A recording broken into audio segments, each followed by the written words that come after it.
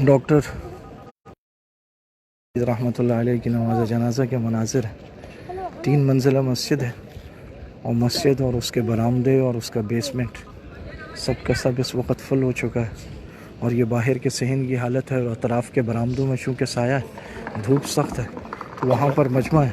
دنیا پہاڑوں سے اتر رہی ہے، لوگ سامنے پہاڑوں سے اترتے ہوئے نظر آ رہے ہیں۔ اس کے علاوہ گاڑیاں، اور اب تک مجمع داخل ہو روڈ جام ہو چکے ہیں، اور یہ مسجد کی بالکل اوپر والی چھت ہے، سیڑھیاں فل ہیں۔ یہ اوپر والی چھت کے مناظر ہیں، اور چھت پر بھی صفیں بنی ہوئی ہیں۔ کافی وسیع و عریض مسجد ہے، اور نیچے 3 منزلیں اور تہخانہ فل، چاروں طرف سے علماء، مدرسین، محتممین،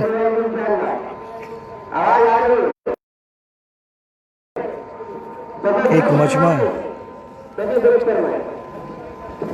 پستول کی چند گولیوں سے ڈاکٹر صاحب تو شہید ہوئے ہیں، لیکن جو زخمی ہوئے ہیں وہ لاکھوں نہیں کروڑوں ہیں۔ یہ صحن کے مناظر ہیں۔ ابھی اندر 3 منزلیں، بیسمنٹ، چھت سب فل ہو چکی ہے۔ 1973 میں فراغت حاصل کی،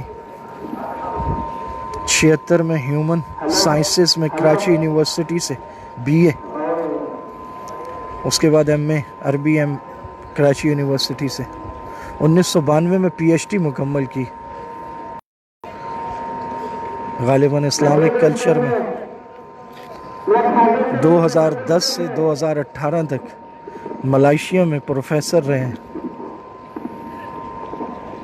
کلیہ معارف الوحی میں۔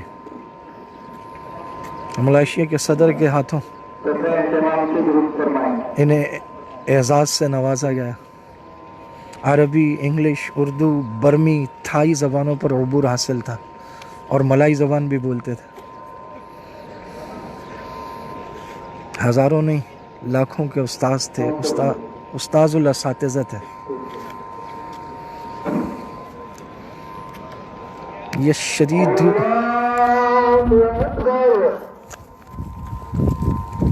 کتنی سائمان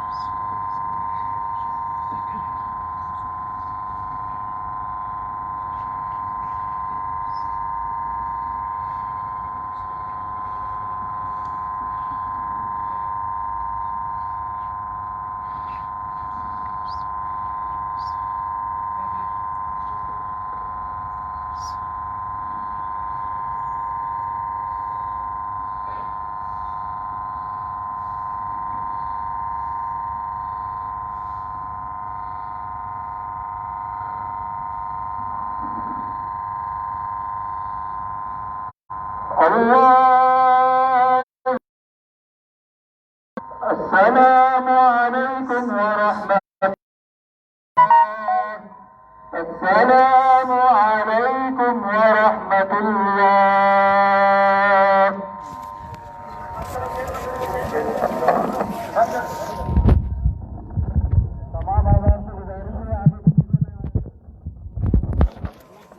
نظم والے احباب، مائک بند کر دیا تھا، مائک نظم والے احباب نظم کو قائم رکھیں، اور احباب سے گزارش ہے کہ آگے آنے کی کوشش نہ کریں۔ بند کر دیں۔ احباب سے گزارش ہے کہ آگے بڑھنے کی کوشش نہ کریں۔ میں تمام علماء اکرام کی جانب سے آپ کی خدمت میں یہ درخواست کر رہا ہوں کہ نظم کو قائم رکھیں، زیادہ آگے بڑھنے کی کوشش نہ کریں۔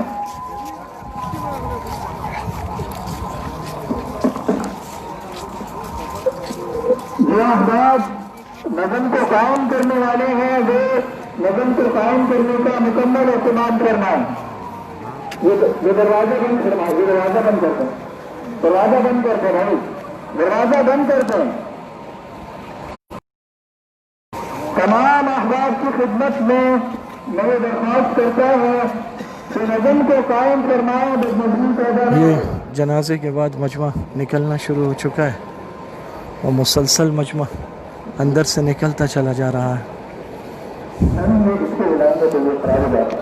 ये कहा जा रहा है कि डॉक्टर साहब को शहीद करवा कर इंडिया या भारतीय लॉबी पाकिस्तान में फ़िरका वार चाहती है। तो ये बड़ा अहम सवाल है कि यकम मुहर्रमुल हराम को आसिफ रज़ा मलऊन ने इस्लामाबाद में सैयदना सिद्दीक़ अकबर रज़ी अल्लाह ताला अन्हु की गुस्ताखी की, तो उसे कौन सी भारतीय एजेंसी लाई थी? पर तो शिया ज़ाकिरीन ने भी पाबंदी आयद कर रखी थी, उसकी पाबंदी किस भारतीय एजेंसी ने हटवाई थी? गुस्ताखी किस भारतीय एजेंसी ने करवाई थी? फिर इस्लामाबाद के पोश एरिया में उसे किस भारतीय लॉबी ने छुपाया था? फिर उसका वीज़ा लगवाकर उसे लंदन किस भारतीय एजेंसी ने रवाना करवाया था? फिर 10 मुहर्रमुल हराम को कराची में जाफ़र तक़वी नामी मलऊन ने नाम लेकर सैयदना अबू सुफियान और अमीर मुआविया रज़ी अल्लाह ताला अन्हु की शान में गुस्ताखी की, उन पर लानत की, वो किस भारतीय एजेंसी ने करवाई थी? लाखों का मजमा इकट्ठा हुआ और सब ने ये मुतालबा किया, तमाम मुसलमानों ने, तमाम मसालिक के लोगों ने, कि इस पर मुकदमा कायम करके गर्दी की दफ़ात दाखिल की जाए। आप देखिए ताहद नज़र मजमा देखिए, अब उसे गिरफ़्तार तो किया गया लेकिन ताहाल उस पर दहशत गर्दी की दफ़ात नहीं लगाई गई, मुकदमा चलाया नहीं जा रहा। सामने की जानिब चूँकि तदफीन का अमल हो रहा है, उस तरफ गालिबन मैयत ले जाई जा रही है, इसलिए वहाँ सारा मजमा इधर छत की तरफ से उधर जमा है। और इधर ये देखिए पहाड़ की जानिब जा रहे हैं। तो बात चल रही थी कि कौन सी भारतीय लॉबी थी। अभी फिर चेहलम के मौके पर सिंध में मीरपुर ख़ास में सहाबा इकराम रिज़वानुल्लाहि अलैहिम अजमाइन की शान में गुस्ताखियाँ की गई। ये कौन करवा रहा है? भारतीय एजेंसी करवा रही है, भारतीय लॉबियाँ करवा रही हैं। ये जो इसके मुजरिमीन हैं, मुजरिमान हैं, इनको किसने? ये खामखा की एक बात है कि भारत फ़िरकावारियत फैला रहा है। फ़िरकावारियत ख़ुद पाकिस्तानी इस्टेब्लिशमेंट और यहाँ के इदारों की सरपरस्ती में फैलाई जा रही है। आवाम को लड़ाया जा रहा है, मुसलमानों को लड़ाया जा रहा है, और वो यहाँ और $150 पर भर्ती करके लड़ाने के लिए शाम ले जाए गए, इराक़ ले जाए गए। 10 साल वो यहाँ के लाइव मैदान जंगों में लड़े। अब वो 26 से 30 हज़ार दहशतगर्द पाकिस्तान में वापस आ चुका है और उसने यहाँ खून की होली खेलनी है। वो खेल रहा है, खून का बाज़ार गर्म है और वो इस तरह निकलेंगे कि ना वो छोड़ेंगे, ना उलमा छोड़ेंगे, ना तलबा छोड़ेंगे, ना मुदर्रिसीन छोड़ेंगे, ना कायदीन छोड़ेंगे, ना जमातों के कायदीन छोड़ेंगे। यहाँ ये लोग कत्ल व गारत का बाज़ार गर्म कर देंगे। ये लाइव मैदान लड़के आए, इन्होंने मुसलमानों को अहले सुन्नत को वहाँ ज़िबा किया है। इनके शनाख्ती कार्ड क्यों नहीं कैंसिल किए जा रहे? इनके पासपोर्ट क्यों नहीं सीज किए जा रहे? जो 2-2 साल, 3-3 साल, 4-4 साल, 5-5 साल, 8-8, 10-10 साल से घरों से गायब थे, उनका डेटा निकालना कौन सी बड़ी बात है हुकूमत और एजेंसियों के लिए? ये कातिल और दहशतगर्द मुल्क का सारा अमन व अमान तहबाला कर देंगे।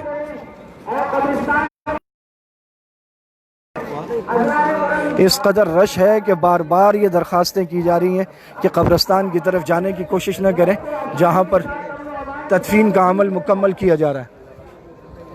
और मजमा है कि उम्दा चला रहा है। मैं कोशिश करता हूँ आप साथी मेरे साथ चलें, ज़रा थोड़ा हटा के कोशिश करते हैं, हाजिर देख लें। आप बताएंगे ना साथियों को तो हो सकता है वो जगह। तो इसलिए गलत सोच और फिक्र के साथ आगे बढ़ना ख़तरनाक हो सकता है कि शायद कोई भारतीय एजेंसी है जो ये करवा रही है। ऐसा नहीं है। यहाँ पर जो किया जा रहा है और जो कराया जा रहा है वो दीदा दानिस्ता अमल है।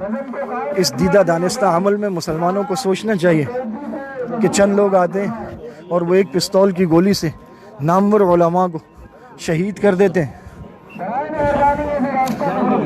اور لاکھوں کروڑوں دلوں کو زخمی کر دیتے ہیں. تھوڑی سی جگہ دینا. یہ جامعہ فاروقیہ فیز 2 شاہ فیصل کالونی ہے. درسقرآن.com کی جانب سے یہ مناظر آپ کو دکھائے جا رہے ہیں. لاکھوں کے مجمع نے یہاں پر حضرت کی نماز جنازہ ادا کی ہے، جس میں علماء تھے، طلباء تھے، مدرسین تھے، حفاظ تھے. لاکھوں کا مجمع تھا. اس مجمعوں کے ٹکڑے اس وقت مختلف راستوں سے جامعہ فاروقیہ سے نکل رہے ہیں اور ہر طرف مجمع نظر آ رہا ہے.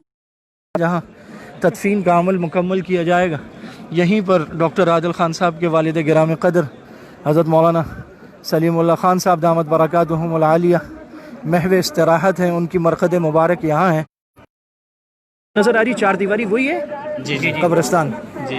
یہ سامنے جو چار دیواری نظر آ رہی ہے یہ وہ قبرستان ہے جہاں شیخ الحدیث حضرت مولانا سلیم اللہ خان صاحب محو استراحت ہے، اور یہیں پر ڈاکٹر عادل خان صاحب کو سپرد خاک کیا جائے گا.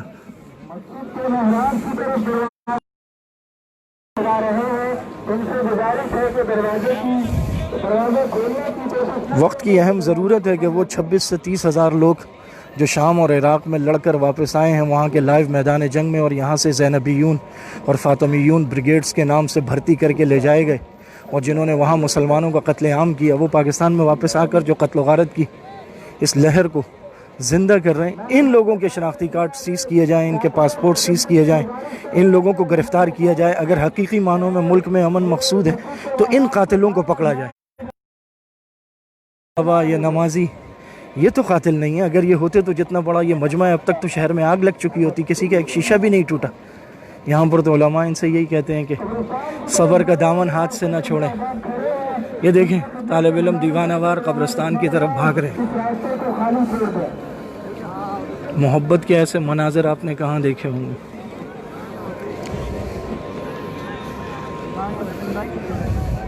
جنازہ ہو چکا ہے، واپس آ چکا ہے. پہاڑ کی جانب دیکھیے، پہاڑ کے مناظر دیکھیے ذرا. آپ کے بائیں جانب سے گاڑیوں کے لیے تھوڑا سا راستہ خالی چھوڑ دیا جائے. حضرات علماء اکرام اس راستے وہ حضرات جو گراؤنڈ سے آگے جانے کی کوشش کر رہے ہیں برائے مہربانی آگے نہ جائیں.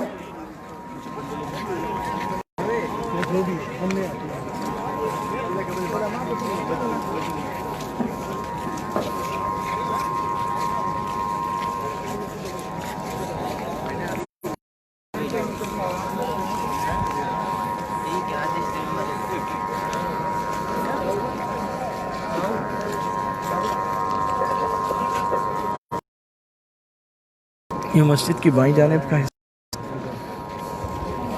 اور دائیں جانب بھی ایسا ہی رش ہے. اب تک لے جائی گئی ہے، غالباً لے گئے ہیں اب تک.